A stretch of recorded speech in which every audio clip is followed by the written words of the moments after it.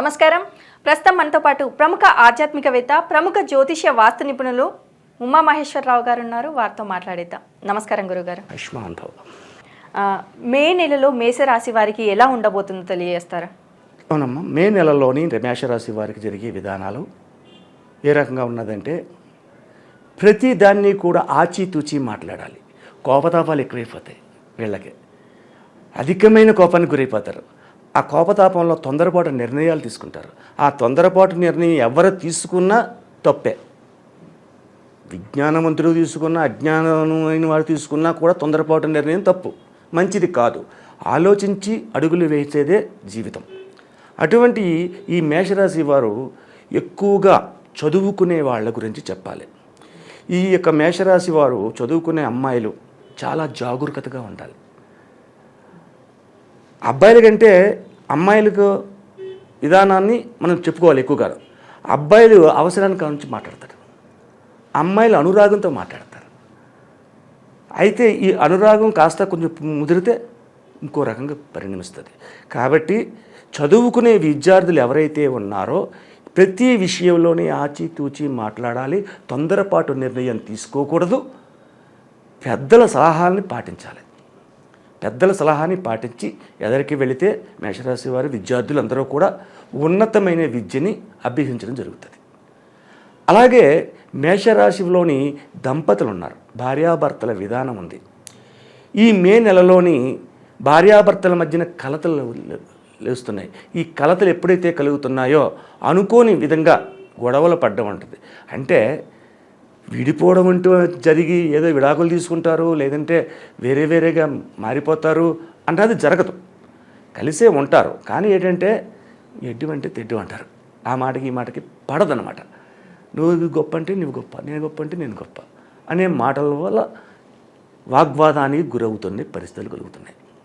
అయితే వ్యాపార రంగంలో ఉన్న వారికి వ్యాపారం కూడా సజావుగానే సాగుతుంది. ఉన్నతమైన వ్యాపారాన్ని చేస్తున్నారు, లాభాన్ని ఆర్జిస్తున్నారు. అనుకోని విధంగా ప్రతి వ్యక్తుల్ని కలిసి మంచితనంగా మాట్లాడి మంచి తత్వంగా ఉండి అందధనాన్ని ఆర్జన చేస్తుండే పరిస్థితులు వస్తున్నాయి. అలాగే మన ఏప్రిల్ నెలలో నిన్న వస్త్ర వ్యాపారాలు చాలా బాగుందనుకున్నాం. ఇప్పుడు కూడా వస్త్ర వ్యాపారాలు చాలా బాగుంటుంది. లాయర్లకు బాగుందనుకున్నాం ఏప్రిల్. మే నెలలో కూడా ఏప్రిల్ లాగే లాయర్లు కూడా ఉన్నతమైన స్థానానికి వెళ్తుంటారు. అలాగే డాక్టర్స్ ఉన్నారు. డాక్టర్స్ కూడా అత్యధికమైన లాభాన్ని పొందుతూ ఉన్నతమైన స్థానాన్ని పొందే విధానం ఇక్కడ ఎక్కువ కనబడుతుంది. ఇక రాజకీయ నాయకులు ఉన్నారు.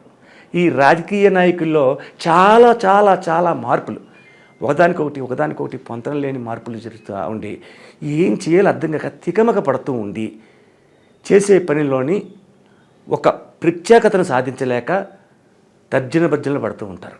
రాజకీయ నాయకులకు ఉన్న పరిస్థితి మే నెలలో. అలాగే చంద్రబలాన్ని తీసుకుంటున్నాం మనం ఇక్కడ. చంద్రబలాన్ని తీసుకుంటున్నామంటే చంద్రుడు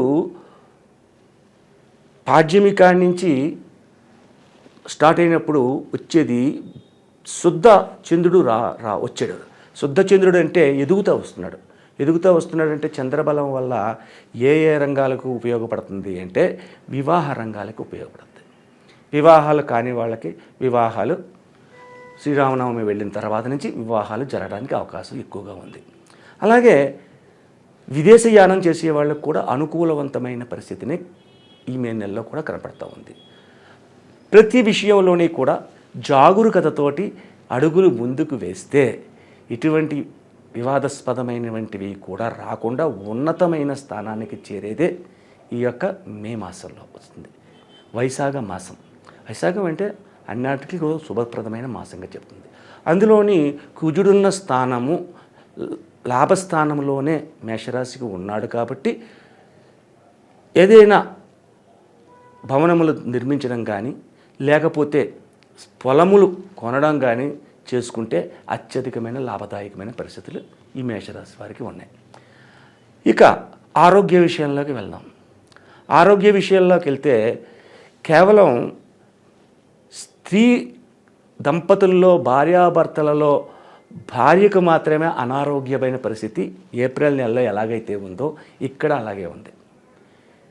అంటే జాగరూకతను ఎక్కువగా తీసుకోవాలి. గర్భసంచులకు సంబంధించినది, హృదయానికి సంబంధించిన వ్యాధులను వెంటాడుతున్నాయి మేషరాశి వారిని. ఆ వ్యాధుల నుంచి యోగదాయకమైన స్థితిగా మారాలి అంటే ఈ యొక్క మే నెలలో లక్ష్మీ ఆరాధన, అలాగే పంచముఖ ఆంజనేయ స్వామి ఆరాధన, సుబ్రహ్మణ్య స్వామి యొక్క ఆరాధన. సుబ్రహ్మణ్య స్వామి ఆరాధన అంటే మేషరాశి వారికి ప్రతి మంగళవారం కూడా సుబ్రహ్మణ్య స్వామి టెంపుల్కి వెళ్ళి పాలాభిషేకం చేయించుకోవాలి. పాలాభిషేకం చేసినందువల్ల సుబ్రహ్మణ్య స్వామి ఆలయంలో జరిగిన పాలాభిషేకం వల్ల సమస్త రోగాలను నిర్మూలన చేస్తుంది. ఈ ఆడవారికి ప్రత్యేకంగా మంగళవారం ప్రతి మంగళవారం వెళ్ళడం, సుబ్రహ్మణ్య స్వామికి పాలాభిషేకం చేయించడం. ఉట్టి పాలాభిషేకం కూడా చాలు, ఇంకేం అక్కర్లేదు. ఒక కొబ్బరికాయ కొడతారు. ఆ తర్వాత ఆ రోజునాడు శాకాహారం చేస్తారు. సాయం సంధ్యా సమయంలోని మరల శివాలయానికి వెళ్ళి శివ దర్శనం చేసుకుని వచ్చి ఉపవాస దీక్షను పాటించాలి. అంటే కాఫీ, టిఫిన్, పండ్లు, పాలు లాంటివే తీసుకోవాలి. భోజనం చేయకూడదు సాయం సంధ్య. ఆ తర్వాత ఉదయాన్నే లేచిన తర్వాత మంగళవారం తర్వాత బుధవారం నిత్య కార్యక్రమాలు మనకు ఏవైతే ఉన్నాయో అవి మనం పాల్గొనవచ్చు. కానీ మంగళవారం నాడు, ప్రతి మంగళవారం, ఈ యొక్క మే నెలలో వచ్చే ఎన్ని మంగళవారాలు అయితే ఉన్నాయో అన్ని మంగళవారాలు కూడా సుబ్రహ్మణ్య స్వామికి పాలాభిషేకం చేసేటట ఎటువంటి విధమైనటువంటి రోగములు కానీ అపయోగ వంశములు కానీ జరగకుండా ఉపయోగకరమైనవి పొందుతారు. అలాగే ఆరోగ్య ఐశ్వర్యాన్ని కూడా పొందుతారు. అటువంటి శుభదాయకమైన ఫలితము ఈ యొక్క మే నెలలో సంప్రాప్తం అవుతూ ఉంది. అయితే స్త్రీలు మాత్రం జాగ్రత్తగా ఉండాలి. అలాగే విద్యార్థినులు, ఆడపిల్లలు అయిన వారు కూడా అత్యంత జాగరూకతను వహించాలి. సరే, మే నెల నుంచి మొదటి వారం నుంచి రెండవ వారం వరకు ఇలాగుంది. లాస్ట్ అంకం ఏ రకంగా ఉంది? ఈ యొక్క కుజుడు శని కలిస్తే అగ్ని ప్రమాదములు, వాహన ప్రమాదములు, అలాగే జల ప్రమాదములు జరగడం అనేది జరుగుతూ ఉంటుంది. కాబట్టి విద్యార్థులు కానీ, పెద్దలు కానీ, ఎవరైనా సరే, మగవారు కానీ రాత్రి 7 గంటల సమయం దాటిన తర్వాత కారులో కానీ, బండి మీద కానీ దూర ప్రయాణం చేయకూడదు. దూర ప్రయాణం చేస్తే ఫ్యామిలీ మొత్తం అంతా చేస్తున్నారు అంటే మొత్తం కార్ యాక్సిడెంట్ అవుతుంది. అటువంటి విధానాలు సంప్రదించడానికి చాలా ఎక్కువ అవకాశం ఈ యొక్క రాశిలో ఉన్నాయి. అంటే రాత్రి సమయంలో చేయకూడదు. అంటే ప్రయాణమే చేయకూడదా? చేయొచ్చు కదా. చేయొచ్చు. ఎలా చేయాలి? ఈ మేషరాశి వారు డ్రైవింగ్ చేయకూడదు. ఎవరైనా డ్రైవ్ చేస్తుంటే ఈ పక్కన కూర్చుని వెళ్ళొచ్చు. అత్యవసర సమయం వస్తుంది, తప్పదు, వెళ్ళాలి. మానేయడం కుదరదు. బస్సులో వెళ్ళండి, ట్రైన్లో వెళ్ళండి, తప్పే ఉంది. కానీ రాత్రి 7 గంటల దాటిన తర్వాత ఎట్టి పరిస్థితుల్లో వాహనములను నడపరాదు ఈ మేషరాశి వారికి. సరే, వాహనములు నడపకూడదు, దీనికన్నా పరిహారం ఉందా? పరిహారం ప్రతిదానికి ఉంటుంది. సమస్య ముందు పుడుతుంది అనుకుంటారు, కానీ కాదు. సమస్యకు పరిష్కారం పుట్టిన తర్వాతే సమస్య పుడుతుంది. ఆ సమస్యని కన్నా పరిష్కారం మనం వెతకం, ఆ పక్కనే ఉంటుంది. దీనికి ఏం చేయాలి అని అంటే ఈ యొక్క రాశివారు ప్రతి రోజు ఉదయాన్నే సూర్యోదయం కాకుండా లేవాలి. ఈ మే నెలలో సూర్యోదయం కాకూడదు.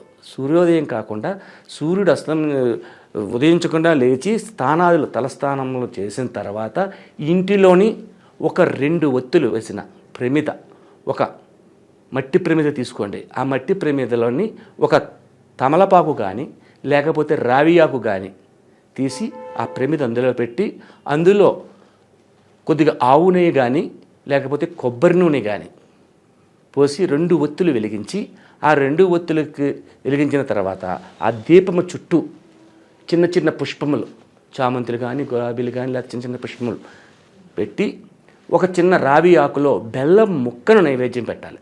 బెల్లం ముక్కను నైవేద్యం పెట్టి మనకు ఉన్న కోరికలన్నీ చెప్పి ఆ దీపాన్ని వెలిగించుకుని నమస్కరించుకున్న తర్వాత హారతి కర్పూరం హారతి ఇచ్చి దీపానికి హారతి ఇవ్వాలి. దీపానికి హారతి ఇచ్చిన తర్వాత ఇంట్లో దీపాన్ని వెలిగించారు, అయిపోయింది. ఆ తర్వాత శివాలయానికి వెళ్ళాలి. శివ దర్శనం చేసుకుంటే చాలు. ఆ తర్వాత కాఫీ తాగాలి, టిఫిన్ చేయాలి. లేదంటే అంతేగాని మనం లేచాం 10 గంటలు లేచాం మనం చేయలేదంటే జరగదు. ఈ యొక్క విధి విధానాలు చేస్తే వాహన ప్రమాదముల నుండి తప్పించుకోవడం అనేది జరుగుతూ ఉంటుంది. ఇది తప్పనిసరిగా ప్రతి వాళ్ళు ఆచరించదగ్గ నియమం. ఈ వార ఫలములు, మాస ఫలములు, సంవత్సర ఫలములు, దిన ఫలములు ఇవన్నీ మనం చెప్పుకుంటున్నాం. మనం చెప్పే దాంట్లో ఈ యొక్క సంవత్సర ఫలితం చెప్పాను నేను. ఈ సంవత్సర ఫలితంలో ఒక 60% మాత్రమే మీకు దగ్గరగా ఉంటుంది. అయితే లక్ష్మి అనే అమ్మాయి ఉంది. అమ్మాయికి జాతకం చెప్తున్నాం. లాలేలు అని చెప్పి అక్షంతరం బయలుదేరింది. మేషరాశి వచ్చింది. మేషరాశి గురించి చెప్పండి. లక్ష్మి ఒక్కట్లే లేరు. లక్ష్మి అన్నవాళ్ళు ఒక్కరు లేరు, కొన్ని వేల కోట్ల మంది ఉన్నారు. ఈ వేల కోట్ల మందికి ఇదే జాతకమా? నేను చెప్పింది గోచారాన్ని చెప్పాను. మీ యొక్క రాశి ఫలాన్ని కానీ, లగ్న ఫలాన్ని కానీ, లేకపోతే మీ నవాంశ చక్రం కానీ, రాశి చక్రం కానీ లేదు. గోచార చక్రాన్ని బట్టి నేను జాతకం చెప్పుకుంటూ వచ్చాను. కాబట్టి ఈ జాతకాల వల్ల నేను చెప్పిన పరిణామాల్లో 60% కరెక్ట్గా ఉన్నా, 40% మీకు నచ్చకపోయినా, నేను చెప్పిన పరిహారాలు, రెమెడీస్ తప్పనిసరిగా పాటించండి.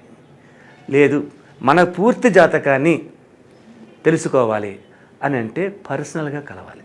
పర్సనల్గా కలిస్తే దానికి వచ్చిందంటే మీ రాశి, నవాంశ, ద్రేక్కాణం అనే చక్రాలు 8 చక్రాలు ఉంటాయి. ఈ 8 కుండలన్నీ పరీక్షిస్తాం. అది మీ జాతకమే.